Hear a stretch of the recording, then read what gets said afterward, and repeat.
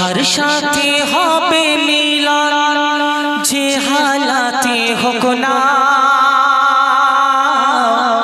আমির ফকির রাজা ওজির প্রেমে বাধা তো মানে না জুলেখা যে দিওয়ানা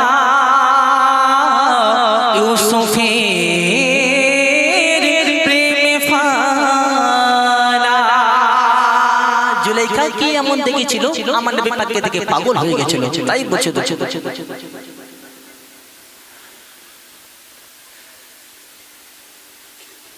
গোলাম হয়ে কাজ করে জুলেখার বাড়িতে আদর করে খানা তুলে দেয় মনিব নিজে হাতে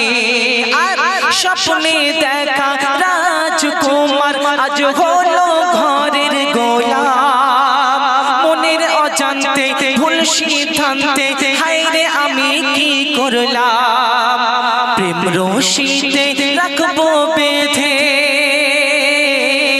জুলেখা বলছে প্রেম রশিতে রাখবো বেঁধে প্রেম রশিতে রাখবো বেঁধে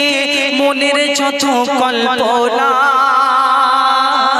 বহু ডরে রাখিব ধরে দিলেরই তামান্না জুলেখা যে দিওয়ানা ইউসুফের প্রেমে ফানা তো জুলেখা ইউসুফ আলাইহিস সালামকে এত ভালোবাসতেন আর মিশরের নারীরা তাকে বদনাম করতেন কি এমন আছে ওই ইউসুফের মধ্যে কিন্তু একদিন রাজসভাতে সবার আয়োজন করলেন আর কি বললেন ও মিশরের নারীরা তোমরা আপেল নিয়ে ফল নিয়ে বসে যাও আর আমি ইউসুফ আলাইহিস সালামকে নিয়ে ঘোরাচ্ছি আর তোমরা কি করো দেখি তখন তাই বলছে দেখুন হঠাৎ একদিন হলো বদনাম হায়রে কি মুসিবত তাই তো যত সুন্দরী নারীর বাড়িতে করলো দাওয়াত জুলেখার সাথে ইউসুফ হাঁটে সারা মহল রাজপ্রাসাদ আপেল না কেটে গোলামকে দেখে কাটিল সবার হাত প্রথম দেখায় তোমরা যদি প্রথম দেখায় তোমরা যদি ঘটাও এ ঘটনা কেমন করে শহর নগরে রটাও এ রটনা জুলেখা যে দিওয়ানা ইউসুফের প্রেমে ফানা